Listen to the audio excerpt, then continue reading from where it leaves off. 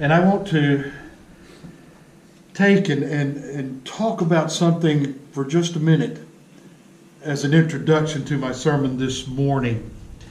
It's not unusual for us to greet people and say, "And how are you this morning?" Or "How are you today?" Or "How are you?" And have you ever asked that question and been surprised by their response? I was at the counter of a McDonald's a while back, and a young lady said, "And how are you today?" And I said, "If I was any better, I'd think I was somebody else."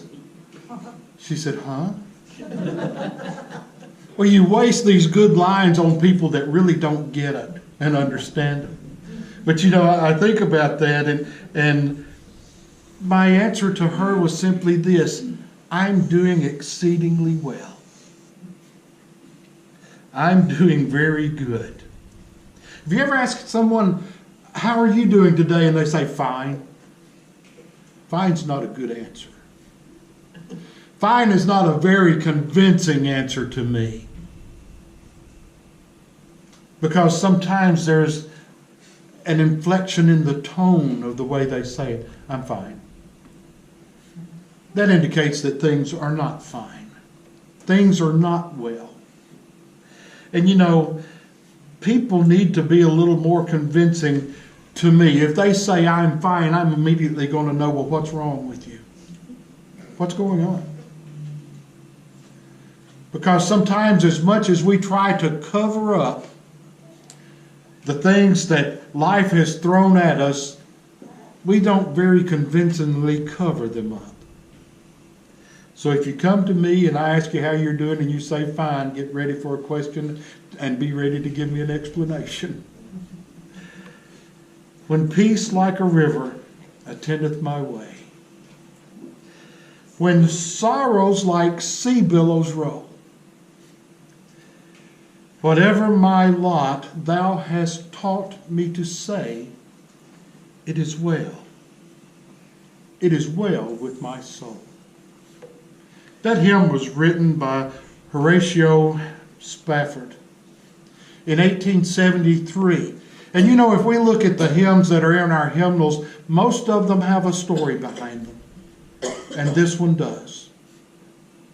You see, he was overseas, and his wife and his daughters were traveling to join up with him.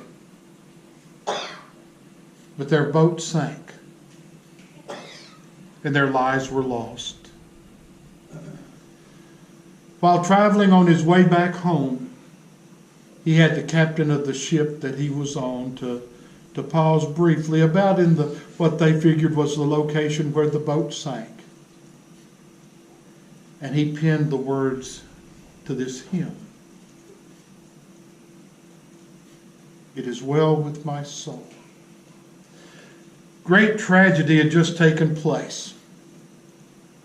And we understand that in our lives, tragedies are going to occur. But we also need to understand that God's eternal blessings are with us as well. Now that's hard for some of us to see, and it's hard for us to understand at times. How can that be? This morning, I want us to look at a situation that at first glance may kind of seem to contradict this saying, "It is well." Turn with me to 2 Kings. I'm going to go to chapter 4. And we're going to begin in verse 8. And we're going to look here at a story that we all know very well. It involves the prophet Elisha and a woman from Shunem, the Shunammite woman. And we take this, and as we open it, and what we see here is a situation that seems very good. If we begin in verse 8, it says, "Now there came a day when Elisha passed over to Shunem, where there was a prominent woman, and she persuaded him to eat food, and so it was, as often as he passed by, he turned in there to eat food. It says here is a woman, and a very prominent woman. And what does that mean? It means that she was a woman with status, probably well thought of in her community, had things going well for her, obviously prosperous, pretty well off. A generous woman whose life seemed to be in order. She invites Elisha in to eat. But she even carries it a little bit farther. And she said to her husband, "Behold now, I perceive that this is a holy man of God passing by us continually. Please let us make a little walled upper chamber, and let us set a bed for him there, and a table, and a chair, and a lampstand. And it shall be, when he comes to us, that he can turn in there." A kind woman, generous woman, thoughtful woman. She said, "Let us build a room. Let us build an upper room here where this man can come in and he can eat and he can rest." Didn't ask anything of him, just provided willingly. And we see that, and we can understand that it looks to us like for this woman, her life was good. And it was. But if we continue on in verse 11, it says, "One day he came there and turned into the upper chamber and rested. Then he said to Gehazi, his servant, 'Call this Shunammite.' And when he had called her, she stood before him. And he said to him, 'Say now to her, Behold, you have been careful for us with all this care. What can I do for you? Would you be spoken for to the king or to the captain of the army?' And she answered, 'I have my own people. I am among my own people.'" She was saying, there's nothing that I can think of that I need. I'm here with my people. Everything is well. I don't need anything. But Gehazi speaks up and he says, said this woman has no son and her husband is old. Now obviously there was a good age difference between this man and this woman. And so Elisha tells him again, he said, "Call the woman to us." And when she came to him, he said, "At this season next year, you will embrace a son." Just out of the blue, he tells this woman, she didn't ask for it. We know of other occasions in the scriptures where women have gone before the Lord in prayer and prayed for a child. But this wasn't the case here. And in fact, she says, "No, my Lord, O man of God, do not lie to your maidservant," understanding her situation. But yet, by that time, the next year, she was holding a son. What joy babies bring to families. I've said it before and I say it now. I can remember 40 years ago almost, when our daughter was born, carrying her from the delivery room to the nursery. I can remember the joy that Betty and I had because God had blessed us with a beautiful baby. And I can only imagine the joy that this woman had, not really thinking that she would have children, but yet she has been blessed with a child. And I think of how good things were with her and how she could say, "It is well." You see, that's a line she's going to use in just a bit. And it's a line she's going to use when they are confronted with a devastating event. Because what we read as we continue on with this, the next verse says that when the child was grown. Now, I'm not taking that to mean that he was an adult.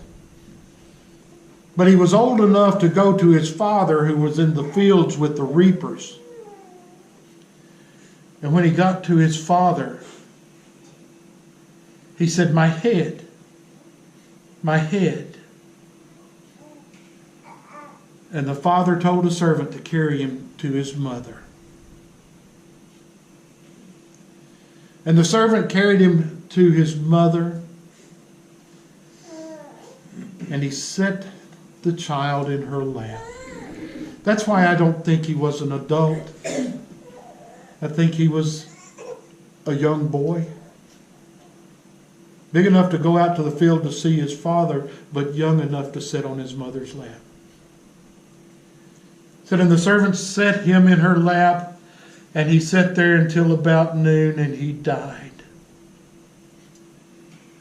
I think this young boy died with a brain aneurysm. It doesn't say that in the scriptures, but I had a friend that I worked with who, like us, was proud of his children and his grandchildren. And one day we got the horrible news that his 12-year-old grandson had died. And this story is not so unlike this one in the Bible, because he said his grandson was there with the other children. They were out in the yard having a good time, and he screamed, "My head," and he collapsed. And he died of a brain aneurysm.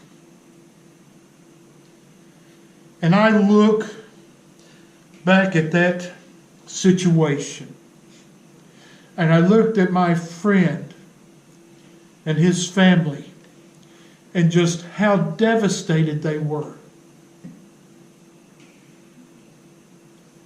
And I remember that as he would come and as he would talk, he said, I'm having a hard time getting over this. I'm really struggling. The woman takes her son and she takes him up to Elisha's bed. And she lays him on his bed. She goes out and shuts the door.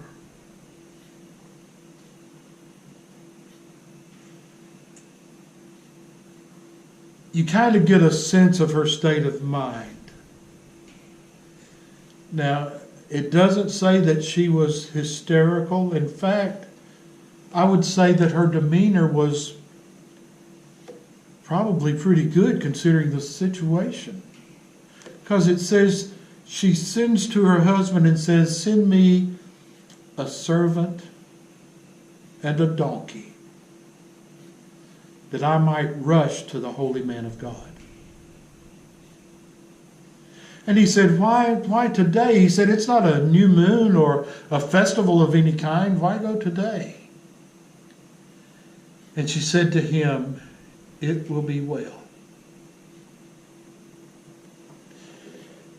You see, there was a realization within her and a faith within her that said, if I can go to this man of God, he can make the situation better. See, she already knew and was aware of this fact and probably rejoiced in it daily that she was promised a son. And God granted her a son through the prophet Elisha. And she said, he gave me something I didn't ask for, and I'm sure that if I can get to him, he can make it better. And so she saddled a donkey, and the servant went with her, and she said, let's hurry. Let's hurry. You don't stop and wait for me unless I tell you. So they did. They rushed to see Elisha. And when they had gotten there, what we see is that Elisha saw her coming from a great distance. And he told Gehazi, he said, I want you to run to the Shunammite woman, said, because she's coming. I see her. And he said, I want you to say this to her. In other words, I want you to ask her these questions. Is it well with you? Is it well with your husband? Is it well with the child? Her answer was, it is well. I can imagine the turmoil that was going on within her. But yet she said, it is well. When she had gotten to Elisha, it says that she fell on his feet.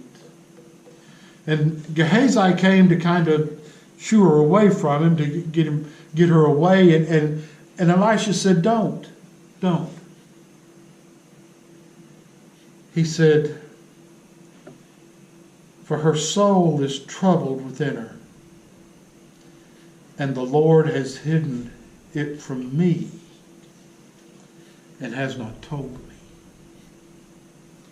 He said, I can see that this woman is in distress. He said, but God hasn't revealed to me what the situation is. So leave her alone. Leave her alone.